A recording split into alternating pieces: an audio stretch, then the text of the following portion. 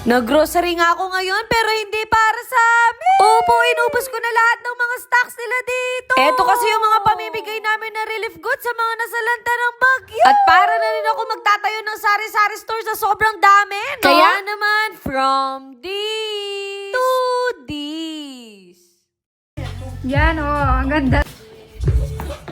At eto nga, sobrang saya ko ngayon kasi nagka-araw na. Kaya naman sinama ko na din si mama para makapag-grocery kami. Magtatampo daw siya sa akin kung hindi ko siya isasama, no? Dalawang cart na nga yung kinuha namin kasi marami tayong bibilhin ngayon. Plano kasi namin mabigay ng mga grocery packs para sa mga nasalanta ng bagyo. O, di ba? May ginagawa naman pala akong tama, no? Pahirapan pa nga ako sa pag-compute kasi mahina ako sa math. Etong pagbibigay ko ng relief goods, kasama ko si Chawot dito. Kaya kahit gusto ko siyang isama dito, bumabaha talaga sa kanila, no? Grabe, halos naubos nga namin yung mga stock nila dito. Bumili din kami ng mga delata para mabilis nila din kainin. Bumili din ako ng kape para gumising-gising naman yung kaluluwa nila, no? Kaya maraming salamat sa lahat ng nag-donate sa amin kasi makakapagbigay tayo ng more than 1,000 na katao. What if i-repack ko lahat yan sa kusina ko? Hoy, mababash ka talaga sa gagawin mo. Hindi nga ako makasigaw sa voiceover ko ngayon kasi paus talaga ako. Napaluha nga si Bunso kasi hindi niya in-expect na ang dami naming ipamimigay. Naalala ko kasi nung baguhan pa lang ako sa pagko-content, nasa 20 na katao pa lang yung nabibigyan natin. Ngayon, nasa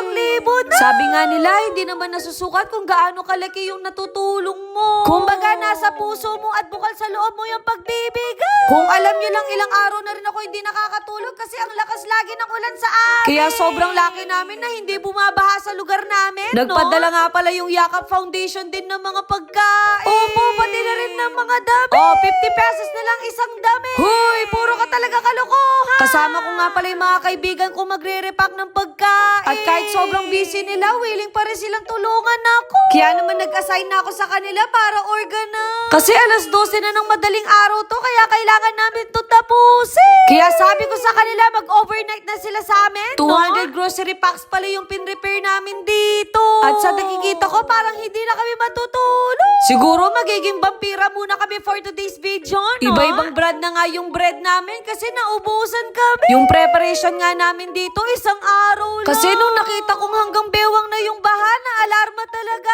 ako. Kaya naman umpisahan na natin to, no? Sa akin nga naka-assign ng loaf bread, tapos ipapasok ko kay Arlie. Opo, sa kanya naman naka-assign yung mga delata. Tapos ipapasa kay Pan para ilagay yung kape. At si Andrea naman na maglalagay ng mga noodles. Si Jan nga yung magdodoble sa mga plastic kasi baka mabutas agad, no? At sa sobrang organized namin, hindi rin nasunod yung plano namin. Kumbaga, sarili na kami pagre-repack, no? Kung siguro magkakagrupo kami sa isang klase, baka bumagsak lang kami. Medyo nakaramdam na nga ako ng sakit ng katawan at pagod kasi galing pa ako sa event. Hoy, gusto mo lang talaga magpahinga. Kaya sana pag-pray natin yung mga nasalanta ngayon na sana tumigil na yung ulan. Kung ako lang si Janoy, pinatigil ko na yan. After nga ng isang oras, natapos na namin yung pagre-repack. Diba? Biglang nawala yung pagod ko. Pinabili nga ako ng jumper boots ni Di kasi kakailanganin ko daw to. Para daw hindi ako mabasa sa bahan, no? Pero in fairness, ang bigat pala nito. Kaya abangan nyo yung pagbibigay namin bukas. Ayun lang. Bye!